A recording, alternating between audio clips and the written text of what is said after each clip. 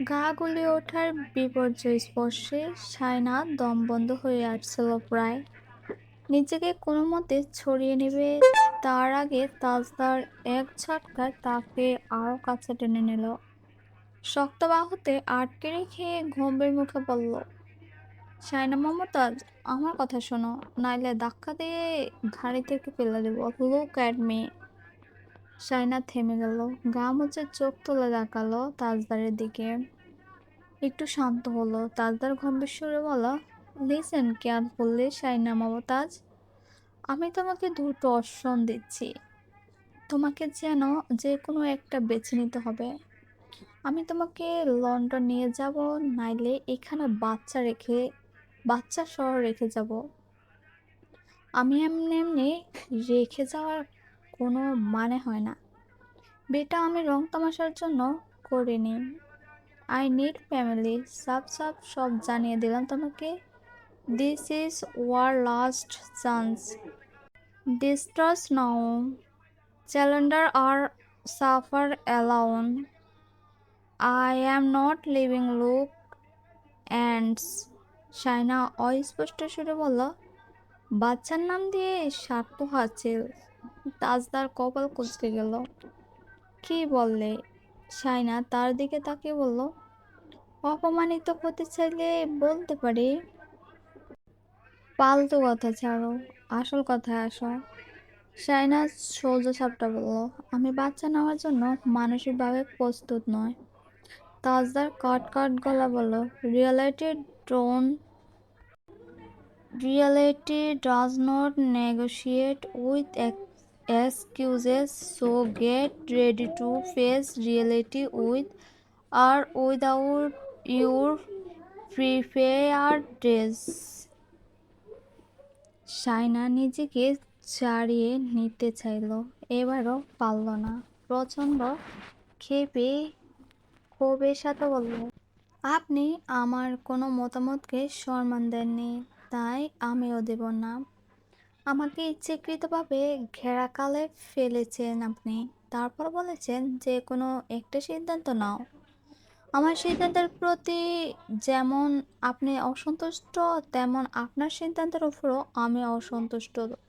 এত বাহাদুরি দেখানোর পরও আপনি কি ভাবছেন আমি স্বেচ্ছায় আপনার বাচ্চা নেব? আপনি জানতেন আমি বিয়েটা করতে রাজি নই, তাই নিশানের নাম করে আকাদের আয়োজন করলেন। সবটা আপনার পরিকল্পনা হয়েছে। দুই পরিবারকে আপনি আপনার কথা মতন নাচিয়েছেন। আপনার স্বভাব হয়ে গেছে সবাইকে নিজের মতন করে কন্ট্রোল করতে করতে। আপনি আপনার বিবাহিত স্ত্রী একবারও কি আপনার মনে পড়ে যে আপনি স্ত্রী একবারও কি বিবাহিত স্ত্রী একবারও কি আপনার মনে পড়ে যে আপনি স্ত্রী হিসেবে আমাকে কোন জায়গায় সম্মান দিয়েছেন? আপনি ভেবেছিলেন বিয়ের পর আজ না হোক কয়টা দিন গেলে আস্তে ধীরে সব ঠিক হয়ে যাবে হয়তো। কত জটিলতা দেখেছি বিয়ের পর স্বাভাবিক হয়ে যায়। বিয়ের পর ভেবেছি আপনি আমাকে একটা ফিল করবেন যে পূর্বে যা হবে হয়েছে, কিন্তু এখন থেকে সব ভালো হবে, আমার কথাটা একটু ভ্যালু থাকবে। কিন্তু না, আপনি সেটা হতে দেননি। আপনি অলিমার দিন আমাকে সবার সামনে অপমান করিয়েছিলেন। নিজের বোনকে একটা বকাও দেননি। নিজের আত্মীয় স্বজনকে কোনো কথা বলেননি। আপনি পৈশাচিক আনন্দ পেয়েছেন আমাকে অপমানিত হতে দেখে। আপনি শুধু শুরু থেকে আমার উপর নিজের মর্জি খাটাচ্ছেন, হাঁটতে বসতে। এবার একবারও আমাকে একটা ফিল করাননি যে আপনি আমার জন্য আতঙ্ক নয়, স্বামী। মানে জানতাম মেয়ে মানুষের শান্তির জায়গায়। মেয়ে মানুষ গোটা দুনিয়ার সাথে লড়াই লড়াই করে যদি তার স্বামী ঠিক থাকে, কিন্তু আপনি আমার জন্য আতঙ্ক হয়ে গেলেন। আপনার ব্যবহার, আপনার আচরণ কোনোটাই পাল্টায়নি। আপনি আমার উপর নিজের সিদ্ধান্ত চাপিয়ে দিতে ভালোবাসেন। আপনার কথা মতন আমাকে চলতে হবে, আপনার সব অন্যায় আবদার আমাকে মানতে হবে। আমার ভালো মন্দ ইচ্ছে অনিচ্ছের কোনো মূল্য নেই আপনার কাছে। আমি বেশি কিছু তো চাইনি, সম্মান চেয়েছি, সেটাও তো আপনি দেননি। আপনার পরিবারও সেটা দেয়নি। তাই আমার সম্মানের কথা আমাকে চিন্তা করতে হবে। আমি আমার সিদ্ধান্ত পাল্টাবো না, যা হওয়ার হবে। যেখানে সম্মান নেই, যে সম্পর্কে পাল্টাপাল্টি শর্ত আরোপ করে আতঙ্কে রাখা হয়, সে সম্পর্কের প্রতি আমার কোনো টান নেই, কোনো সম্মান নেই, কোনো দায় নেই। আপনার তো সব কিছুতে ফোর্স করার স্বভাব আছে। মনে হয় না আমার মতামতের কোনো দরকার আছে। তাই আজ থেকে আমার সাথে পরামর্শ করার বিষয়টা বাদ দিন। এত ভালো সাজার দরকার নেই। তাজাদ সিদ্দিকী সরল চোখে তাকিয়ে রইল। কপাল কঠিন বাজ, মুখটা একদম পাথরের মতন শক্ত করে রেখেছে। তুমি আমাকে কি মনে করো? আপনি যে আমাকে নিজের যে রূপটা দেখিয়েছেন সেটাই। বর্ব, উগ্র ছেলে, ছোট লোক। ভালো রূপে দেখালে সেটাও বলতাম। ও হ্যাঁ, বিয়ের সময় লাখ টাকার জিনিস দিয়েছেন। এটা একটা ভালো ব্যাপার স্যাপার। সবাই একদম কিনে ফেলেছেন। আমাকে এভাবে ধরে রাখবেন না। গাড়ি ঘোড়ান, আমি বাড়ি যাব। আমার ঘুম পাচ্ছে।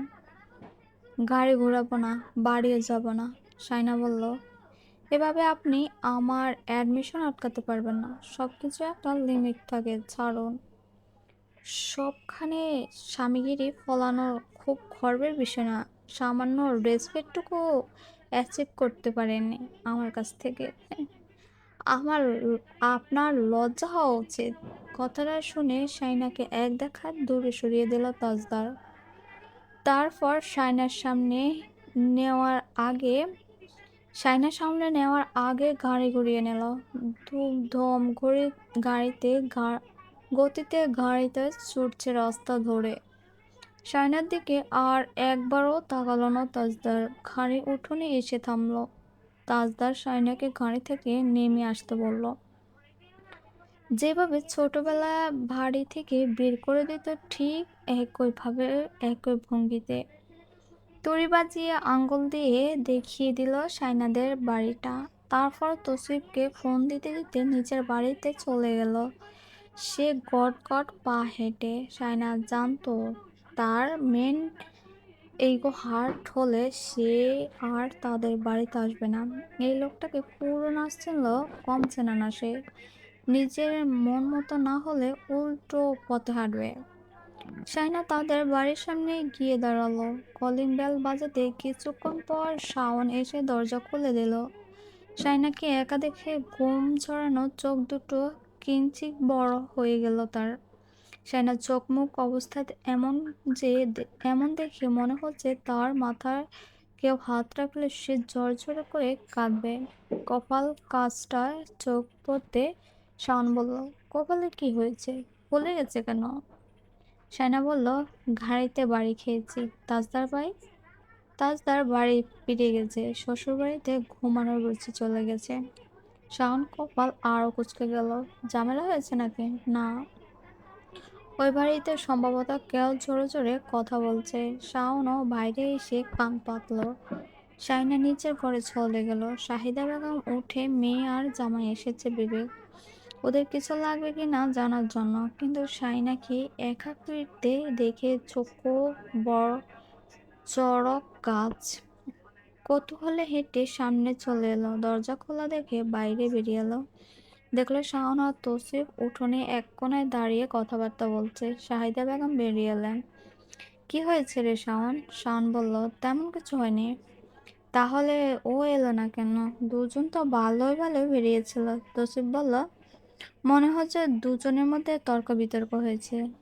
ঘুম ঘুম চোখে আশরাফ সাহেব ও বেরিয়ে এলো। ওই বাড়িতে বি- ওই বাড়িতে বিস্তৃত তর্কতর্কি হচ্ছে। কার সাথে কে কথা বলছে বোঝাই যাচ্ছে না।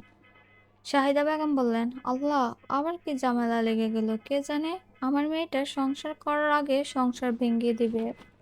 তসিফ বলল, চাচিমা, আপনারা ঘরে যান, কাল সকালে যা হবে হবে, টেনশন করিয়েন না। সাইদা বেগম দুশ্চিন্তা পড়ে গেলেন। তাজদার ঘরে এসে পাঞ্জাবি পাল্টে নিয়েছে, গায়ে একটা শার্ট চাড়িয়েছে, পকেটে এক হাত রেখে অন্য হাতে কফির মগে চুমুক দিতে দিতে জানালার বাইরে তাকালো। রাত অনেক হয়েছে। তার চাওড়ার কপালে অনেকগুলো বাজ। একটু একটু সে অনুধাবন করতে পারছে বিয়েটা করা তার মস্ত বড় ভুল হয়েছে। এখন সবাইকে সবাই এখন সবটা তাকে হ্যান্ডেল করতে হবে। পরিবারও তার দিকে আঙ্গুল তুলবে, বিশেষ করে আব্বা। শুরুতে বলবে নিজের দারামির ফল। তোমাকে বারবার সতর্ক করা হয়েছে, ওই বাড়ির মেয়েকে কেন আমাদের আনতে হবে? দেশে কি মেয়ের কম পড়েছে? বাপের বাড়ির কাছে হলে মেয়েরা শ্বশুরবাড়িতে মানুষকে ভয় পায় না। তাছাড়া সারা জীবন তার মা বাপ অন্যদের বাড়িতে খেটেছে, ছোটল ছোটলোক কি ফোনা জানি। তাজা সিদ্দিকী ঘন ঘন চুমুক দিল কফির মগে। অস্থিরতা কাটাচ্ছে না। তাকে অপছন্দ হওয়াটা স্বাভাবিক, কিন্তু হুট করে শায়না মমতাজের তার পছন্দ হওয়ায় যাওয়াটা অস্বাভাবিক। আর এজন্য শায়না মমতাজ এই এক কাঠি উপরে থাকবেই। কিছু বলতো সে করে ফেলেছে। হোয়াটসঅ্যাপে পাঠানো ছবিগুলো তিতলির পাশে দাঁড়িয়ে থাকা মেয়েটিকে দেখি তার ডেটা সেন্টারে হাজার ইনস্ট্যান্ট চালু হয়ে গেছিল। মনে হয়েছিল এটা প্রাইমারি নোট, বাকি সব save. Heart auto heart auto scaling চালু হয়ে গিয়েছিল। সিপিইউর ইউসেনজো 100%। যখন ও চাচার গায়ের হলুদ অনুষ্ঠানে একবার তাকালো চোখ তুলে। আর এটাই কাল হয়ে দাঁড়ালো। ভেবেছিল শায়না মমতাজ ছোট একটা সিগন্যাল মাত্র। শেষ দেখা গেল এটা ডিটস অ্যাটাক। মারাত্মক ভুল হয়ে গিয়েছে। ইমোশনাল এল এতে সাইন করার আগে শর্তগুলো একটু ভালো করে পড়া উচিত ছিল। তাজদার সিদ্দিকী তারা এত বড় ভুল কি করে করলো? যাকে ছোটবেলা দূরছাই করতো, ঘৃণা ঘৃণা ঘৃণা হতো দেখলে, তার প্রতি হুট করে অ্যাটেনশন যাবে, এটাই তাজদার সিদ্দিকীর ধারণার বাইরে হচ্ছিল। রুকনারা দরজা ঠেলে ভেতরে ঢুকলো। কি হয়েছে তাজদা? তুমি চলে এলে কেন? তোমার বাবা কেন চেঁচামেচি করছে? বিয়ের 1 সপ্তাহ যায়নি, তার মধ্যে এইসব কি শুরু করলে তোমরা? তাজদার মায়ের দিকে ফিরল, পকেটে 2 হাত রেখে গড়জোড়ে পায়চারি করতে করতে বলতে লাগলো, নোভার বিয়ের পাকা কথা সেরে গেল। আগামী মাসে আমি ফ্ল্যাট ধরবো। রোশনারা হতভম্ব। কি বলছো? বিয়ে অবধি তুমি থাকবে না? শাইনার সাথে কোনো ঝামেলা হয়েছে? সে আস্ত একটা ঝামেলা। নতুন করে ঝামেলা হবে কেন? জেনে শুনে যখন ঝামেলাটি কাঁধে নিয়েছি তখন আমাকে জেরে ফেলতে হবে। রোশনারা বললেন, তুমি রেগে আছো, শান্ত হও। আমাকে বলো কি হয়েছে? কারো কথা না শুনলে বিয়ে করেছো, সেটা ভালো কথা, কিন্তু বিয়ে যখন হয়ে গেছে তখন এভাবে হুটহাট সিদ্ধান্ত নিতে পারবে না তুমি। তোমার সাথে আরো একটা জীবন জড়িয়ে গেছে, ওর কথা তোমার ভাবতে হবে। ও যখন যেতে চাইছে না তখন তোমারও উচিত তার কথার মূল্যায়ন করা। তাহলে সংসারের প্রতি তার মন বসবে। শুরু থেকে এত তিক্ততা দেখে সংসারের প্রতি ওর বিরক্ততা তৈরি হবে। ও এখান থেকে করবেটা কি? পড়াশোনার মাইরে ফুট। লাখো মানুষের ন্যাশনাল থেকে পাশ করেও ঘরে বসে আছে। বিয়ে যখন করেছে তখন আমার সুবিধা অসুবিধা কথা তাকে চিন্তা করতে হবে, কিন্তু সেটা না করছে।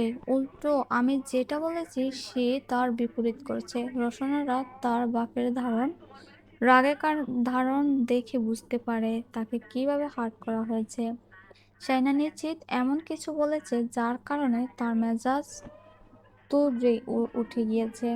এখন সে না শাইনার মুখে হবে, না পরিবারের সামনে। নিজের ভুলটা স্বীকার করবে।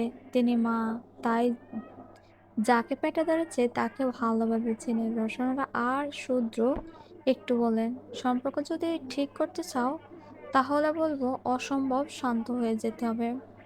অলরেডি মাটির সাথে মিশে গিয়েছি, আর পসিবল না। কি চাইছো? যেটা বলছি, আমি আগামী মাসে আমার ফ্লাইট। ওই মেয়ে আমার কথা না শুনলে আমি তার সাথে কোনো প্রকার সম্পর্ক রাখবো না, ব্যাস। কথাটা তার ফ্যামিলিকেও জানিয়ে দেব। এখন এখনো চেনেনি আমাকে। রোশনারা হতাশ হলেন। ছেলেটা এখনো বুঝে উঠতে পারেনি শাইনা এখন পাশের বাড়ির মেয়ে নেই, তার স্ত্রী হয়ে গিয়েছে। তার ভালো মন্দর কথা চিন্তা করতে হবে শেখে নিশে, আর কোনোদিন শিখবে বলে মনে হয় না। রোশনারা তার ঘর থেকে বেরিয়ে এলো। তাজউদ্দিন সিদ্দিকী ঘর জুড়ে পায়চারি করছে। রোশনারা আসতে বলেন, বুকে রাজি করাতে না পারে নিশ্চয় মাথা খারাপ হয়ে গেছে। আপনি এভাবে চেঁচাচ্ছেন কেন? চেঁচাবো না? এত টাকা পয়সা খরচ করে বিয়ে করেছে, এইসব তামাশা দেখাচ্ছে আমাকে? মানুষের কানে গেলে হাসাহাসি করবে না? শাইনা ভুল কিছু তো বলছে না। আপনার ছেলে যে পরিমাণ গাদ্দার, তাতে ওর সাথে এটা অন্যায়। এটা একটা দেশে যাওয়ার সাহস তো কোনো মেয়ে করবে না। বিপদে আপদে পড়লে সেখানে ও যাবে কার কাছে? আপনার ছেলে তাকে সাপোর্ট না করলে? তাজদারও সিদ্দিকী বলেন, বউকে নিয়ে যাক, সেটা আমি চাই না। বউ নিয়ে চলে গেলে আর এক মুখ হবে না তোমার ছেলে। ওকে আমি হাড়ে হাড়ে চিনি, কিন্তু ওই মেয়ে আজ ওকে নিজের বাড়িতে না নিয়ে গিয়ে বাড়ি পাঠিয়ে দিল কিভাবে? রাত বিরে কি হচ্ছে এইসব?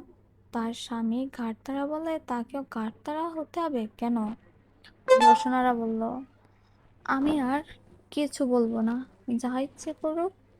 বিয়ে যখন নিজের ইচ্ছেতেই করেছে তখন বউ নিয়ে যা ইচ্ছে করুক। মেয়েটা শান্তি পাবে না, এটা আমি বুঝে গিয়েছি। আপনার ছেলেকে তেরা বেড়া কিছু বলছে, তাই সোজা বাড়িতে চলে এসেছে। এইভাবে ঘর সংসার হয়? একজন আগুন হলে অপরজনকে পানি হতে হয়। নিজের ছেলেকে যখন কিছু বলতে পারছি না, তখন পরের মেয়েকেও কিছু বলতে পারবো না আমি। শাওনকে নিয়ে ভর্তি হতে গিয়েছিল শাইনা। রূপালী ব্যাংকে টাকা জমা দিয়ে বের হতে শাওন বলল, ফুচকা খাবে? শাইনা না করার মতন মেয়ে না, ফুচকা চটপটি তার অনেক প্রিয়। শাওন তাকে ফুচকার দোকানের সামনে নিয়ে গেল। শাওনের হাতে তার কাগজপত্র রেখে সে টক ঝাল ফুচকা একে একে মুখে পুরতে লাগলো। নাকের মাথায় লাল হয়ে এসেছে জালে। শাওন পানি এনে দিল। শাইনা পানি খেলো। রাস্তার পাশে রিকশার জন্য দাঁড়িয়ে দাঁড়িয়ে দাঁড়িয়ে ঝালে হা হু করছিল। ঠিক তখনই তার পাশ দিয়ে একটা বাইক ছুটে গেল। কাদা ছিটকে পড়ল তার বোরকায়। ছুটে চলা বাইকের দিকে চেয়ে রইল সে। তারপর শাওনের দিকে তাকিয়ে বলল, এদের কি বলা যায়? শান বলল, ছাড়, মনে হয় মাল খেয়েছে। মেয়ে দেখে শাওলাদের কুলকুরানি বেড়ে যায়। বাড়ি ফিরতে তাদের পাশ দিয়ে সা করে একটা বাইক ছুটে গেল ওই বাড়ির উঠোনে। শাইনা আর শাওনও একে অপরের দিকে তাকালো। কালো হেলমেট খুলে তাজদার সিদ্দিকী বাইক থেকে নামলো। শাওনও বাইকে পাগল, সে ছুটে গেল। তাজদা ভাই, এটা কখন কিনলেন? শাইনার দিকে কপাল কুঁচকে তাকিয়ে তাজদার জবাব দিল, তৌসিফের জন্য। জানতাম না তো। এতদিন তকিরের কাছে ছিল। তকির তার বড় ফুফুর ছেলে। শাওন বাইকটা দেখছিল ধরে ধরে। শাইনা তার বোরকার দিকে তাকালো। ইচ্ছে করে কাদা ছিটকে দিয়েছে। তাজউদ্দিন সিদ্দিকীর গলা ভেসে এলো, বাইকটা ভেতরে ঢুকিয়ে রাখো, সবাই এসে ধরবে। শাইনা হঠাৎ থেমে গেল। পা জোড়া থেমে গেল। ঘাড় ফিরিয়ে তাকালো সে শাওনের দিকে। শাওন কথাটা শুনে আর দাঁড়ালো না, সোজা চলে এলো। শাইনা চোখজোড়া আচমকা ছলছল করে উঠল। শাওন তাকে বিঙ্গিয়ে চলে গেল ঘরে। তার চেহারা দেখে শাইনা কেমন দম বন্ধ লাগলো।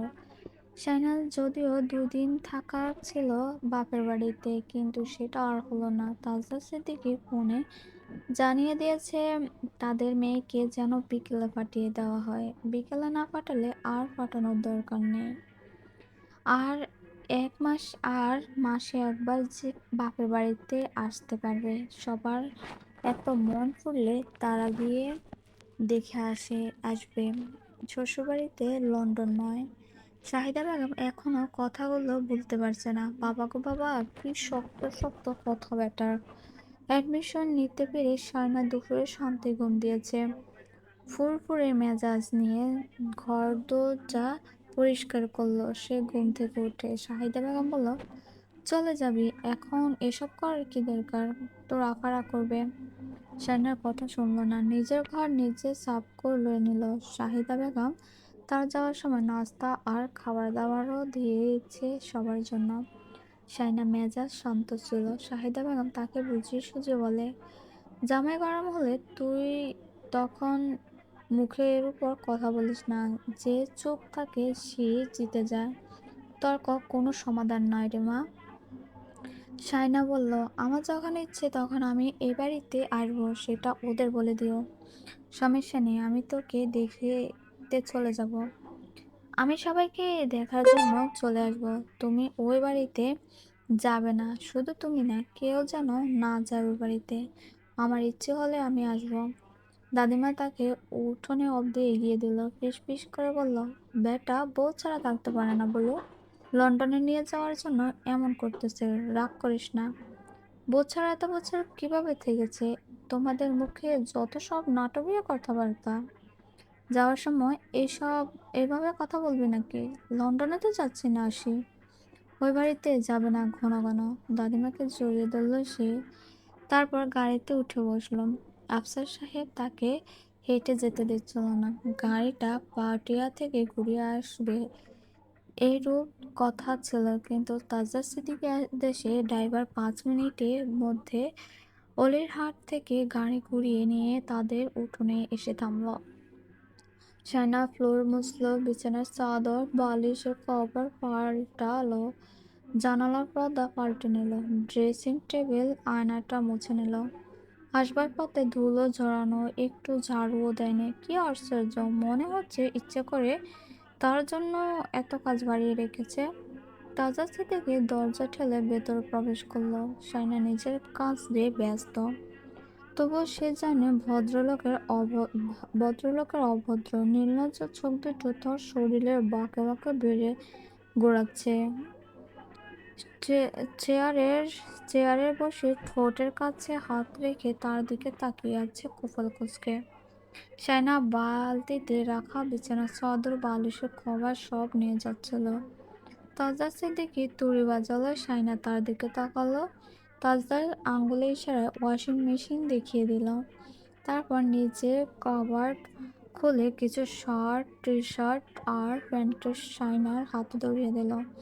শায়না সেগুলো মাটিতে ফেলে দিল। নিজের কাদামাটা বোরকাটা এনে তাজদারের হাতে ধরিয়ে দিল। তারপর একে একে সব শার্টগুলো তাজদারের হাতে তুলে দিয়ে বলল, আমি ওয়াশিং মেশিন ইউজ করতে জানি না বলে চলে যাচ্ছিল। তাজদার খপ করে তার বেনিটা ধরে ফেলল। শায়না মাথার পেছনে হাত চেপে, আয়নায় স্পষ্ট দেখা যাচ্ছে তাজদার সিদ্দিকী শক্ত হাতে বেনিটা ধরে রেখেছে। শায়না বলল, আমি বড় আম্মুকে ডাকছি। এত এতে আমি ভয় পাচ্ছি? আপনার বোধহয় আমার কটু কথা না শুনলে বদ হজম হয় না। নাইলে সারাক্ষণ নাটক করার তালে থাকেন কেন? তোমার কথার ধরন খুব রুক্ষ শায়না মমতাজ। বলে বেনিটা টেনে শায়নাকে নিজের কাছে নিয়ে এলো। সামনে ঘুরিয়ে এনে মিনিটাকে শায়নার গলা পেঁচিয়ে বলল, এ সব সময় এইভাবে কথা বললে তোমার চুল দিয়ে তোমাকে ফাঁসিতে ঝুলিয়ে দেব। শায়না হাঁসফাঁস করছে, চুল টানা করছে। তাজদার তার বেনি ছেড়ে দিল। তারপর হাতের তালুর দিকে তাকিয়ে বলল, হাত ধুয়ে ফেলতে হবে। তেল ছিটে চুল। শায়না বেনিটার পেছন ঠেলে শাড়ির আঁচল কপাল মুছতে মুছতে বলল, সারাক্ষণ জাটের ধরা তালে থাকলে আবার সে ধুচ্ছে হাত। তাজদা বলল, লিসেন শাইনা মমতাজ, তোমার চুলে আমাকে গোসল করতে হয়। ব্যাপারটা ভেবে দেখছো? তার মানে তোমাকে চুলে আমি অপবিত্র হয়ে যাই। শাইনা তার কথার কানে না তুলে বিছানায় শুয়ে পড়ল। তাজদা শাইনা তার দিকে তাকিয়ে বলল, আজব, আমি এমনি শুয়েছি, দরজা খোলা রেখে এসবের মানে কি? এখন কি ঘুমানোর সময়? মাগরিবের আজান দেবে কিছুক্ষণ পর। তাজদার মাথাটা নিচের হাতে রেখে শুয়ে বলল, আজানের অপেক্ষা, উঠে যাব, ফ্যান প্যান করে ধাক্কা দিয়ে ফেলে দেব। শাইনা আর কিছু বলতে যাচ্ছিল, তাজদার তাকে টেনে এনে মুখে চেপে ধরবে, তখনই তিতলি বলল, শাইনা, আম্মু তোমাকে। সে ঘরের চৌকাঠে পা দিতে না দিতে উল্টো দিকে ভোগ দৌড়ে তসিফের সাথে প্রবল ধাক্কা। তসিফ গর্জে উঠে বলল, বাড়িতে এইসব কানা ল্যাংলা নিয়ে তো বহুত জ্বালা আছে। তিতলি জিভ কামড়ে দিয়ে বলল, ওইদিকে যেও না। ও কেন? ওদিকে কি? তিতলি তাকে ঠেলে দিয়ে এলো। তৌসিফ একসাথে অনেক দূর চলে গেল। পিছু হেঁটে বলল, মাথায় গেছে নাকি? তিতলি তাকে বোঝাতে না পেরে পালিয়ে গেল। দূর দূর। তাসনু ভাই বিয়ের কথা পাকাপোক্ত করার কথাবার্তা শুরু হয়েছে। তাজদারকে সবাই বোঝাচ্ছে তার বিয়ের পর ফেরার জন্য। এভাবে চলে গেলে নিজের লস। তাজদার হ্যাঁ না কিছু বলেনি। শাইনা রান্নাঘরের দিকে যায়নি, একবারের কাল সকালে যাবে। ঘর থেকে বের হয়নি। তিতলি আর বাকিরা এসে তাকে দেখে গিয়েছে, রাতের খাবার খেতে ডেকেছে। শাইনা খাবে না বলে দিয়েছে, পেটে ব্যথা করছিল সকাল থেকে। খাওয়া দাওয়া ভালো লাগছে না, মাছ মাংস ভাত তো একদমই নয়। রোশনারা এসে বলল, না খেয়ে থাকা ভালো নয়, দুটো করে খেয়ে যাও। শাইনা জানে সে হাজারবার বললেও শুনবে না, তাই খেতে গিয়েছিল। তখন তাসনুমা বিয়ের বিষয়ে কথাবার্তা কানে এলো। আর শ্বশুরবাড়ির মানুষ সপরিবার আমেরিকায় থাকে, পুরো বাড়িটা ঢাকা গাজীপুর, বেশ টাকা পয়সা আছে। ছেলেও দেখতে শুনতে মাশাআল্লাহ। আর তার ভাই তার বিয়েতে থাকবে না শুনে সে মন খারাপ করেছে। তাজদার এখনো কোনো আশা দেয়নি কাউকে। তিতলি শাইনাকে সামনে আসছে না, শাইনাও কেমন অস্থির লাগছে। কিন্তু তাজদার সিদ্দিকী বিন্দুমাত্র লজ্জা সারাননি। তিতলি তিতলি ডেকে তাকে দিয়ে এই এই কাজ ওই কাজ করাচ্ছে। রোশনরা তাসনুভাকে বোঝাচ্ছে, ও থাকতে না চাইলে কেউ ধরে রাখতে পারবে না ওকে। তাসনুভার রাগে একটা অংশ শাইনাকে ঘিরে, সে ইনিবিনি বিষয়টা শাইনাকে দিকে ঠেলে দিচ্ছে। শাইনা চুপচাপ খাচ্ছে। তাসনুভা এবার তাকে সরাসরি বলল, শাইনা, তুমি দায়ী এর জন্য। You'll you'll have to be the one to convince ভাইয়া। শাইনা রোশনার দিকে তাকালো, তারপর তাসনুভাকে বলল, আমি বলে দেখব। কথাটা ড্রাইভার ভাবে বলছে ঠিক আছে, কিন্তু কাজটা ভালোভাবে করবে, কারণ তোমার জন্য ভাইয়া এত তাড়াতাড়ি চলে যাওয়ার ডিসিশনটা নিয়েছে। ভাইয়া যদি বিয়েতে না থাকে তাহলে তুমিও থাকতে পারবে না। No more discussion, that's final. Shaina বলল, আমি বলবো, এবার রাজি না হলে সেখানে আমার করার কি আছে? তাসনুমা চলে যাচ্ছিল, তার কথা থেমে গিয়েছিল, বলল, কিছু করার না থাকলে আমি বিয়ের 2 সপ্তাহ আগে তুমি তোমার বাপের বাড়ি চলে যাবে। শাইনা তার দিকে চেয়ে রইল, তারপর রোশনার দিকে তাকালো, বলল, তৌসিফের মা আর দাদিমা সবাই সহ কথা শুনছে, কিন্তু কেউ টু শব্দ করলো না। ঘরে শাইনা এসে তাজদারকে ফোন করলো, ঘরে আসুন। তাজদার কোনো জবাব দেয়নি। কিছুক্ষণ পর তাকে ঘরে দেখা গেল। তাজদার ঠেলে ভেতরে ঢুকতে ঢুকতে বলল, কোনো সমস্যা? শাইনা বলল, সব সময় আমাকে বিপদে ফেলে ফায়তারা করেন, তাই না? এমন এমন কাজ করবেন যা সব দোষ আমার দিকে তেড়ে আসবে। তাজদার বলল, হোয়াট? আপনি আপনার বোনের বিয়ের আগে কোথাও যাবেন না। আর যদি যান, তার 2 সপ্তাহ আগে আমি আমার বাপের বাড়ি চলে যাব। ডাক্তার বলল, তোমার কথা শুনে মনে হচ্ছে তোমার সব কথা শুনতে আমি বাধ্য। নিজের বোনের আবদার রাখতে পারে না, সে স্ত্রীর মর্যাদাও দিতে জানবে না, সেটা আমি জানি। তারপরও বললাম, একবার সিদ্ধান্ত আপনার। বলে সাইনা বিছানা উঠে শুয়ে পড়লাম। তাজা সিদ্দিকী বলল, আমি তোমাকে এত শান্তিতে রেখে দেশ ছাড়বো এমনটা ভেবো না। আমার সারা জীবন অশান্তিতে কাটবে সেটা আমি জানি। প্রস্তুত আছি। তাজদার তার দিকে চেয়ে রইল। তারপর ঘরের দরজা বন্ধ করে ঘরের সমস্ত আলো নিভিয়ে দিয়ে সাইনার পাশে শুয়ে পড়ল। বিনবিনিয়ে বলল, তোমার অশান্তিতে থাকতে দেখলে আমার মজা লাগে সাইনা মমতাজ। সাইনা বলল, আমার ফেসবুক আইডি ফেরত চাই। কতটা বারবার বলবো না? পায়ে ধরলেও দেব না। আমার চাই মানে চাই, চাইতে থাকো। সাইনা আচমকা তার হাতে থেকে ফোনটা নিয়ে নিল। তাজদার হতভম্ব। সাইনা বিছানা থেকে নেমে কাঁপা হাতে তার আইডি লগ ইন করলো। তারপর ডিলিট করতে যাচ্ছিল। তাজদার ছুটে এলো। সাইনা সরে গেল। তাজদার শাসিয়ে বলল, লাস্ট ওয়ার্নিং সাইনা মমতাজ, আমি কি করতে পারি তোমার ধারণাই নেই। ফোনটা দাও। ননসেন্স। পরে মনে পড়লো পাসওয়ার্ড না দিলে ডিলিট করা যাবে না। বাই। তাই শান্ত হয়ে বিছানায় শুয়ে পড়ল। সাইনা ফোনটা নিয়ে দাঁড়িয়ে রইল। পাসওয়ার্ড চাচ্ছে। তাজদার বালিশের মাথায় এলিয়ে দিয়ে হাসছে। সাইনা এসে ফোনটা বালিশের উপর ছুঁড়ে পড়ল। তারপর পাশ ফিরে শুয়ে পড়ল। তাজদার স্মৃতিকে হাসছে নিঃশব্দে। সাইনা চোখ লাল করে একবার ঘাড় ফিরিয়ে তাকালো। তাজদার ঠোঁটের কোণায় তির্যক হাসে বলল, আপনাকে আমি কোনোদিন মাফ করব না। সাইনা বলল, আপনাকে আমি কোনোদিন মাফ করব না। তাজদা তাকে টেনে নিজের কাছে নিয়ে গিয়ে বলল, মাফ চাইলে তবে মাফ করবে? সাইনা আবারও দূরে চলে গেল। তাজদার ডিম লাইটটাও নিভিয়ে দিল। এটা নিভিয়ে দিলে সাইনা মমতাজকে তাকে দেখে না, তাই কাছে যেতে বাধা আসে না। গল্প চলবে।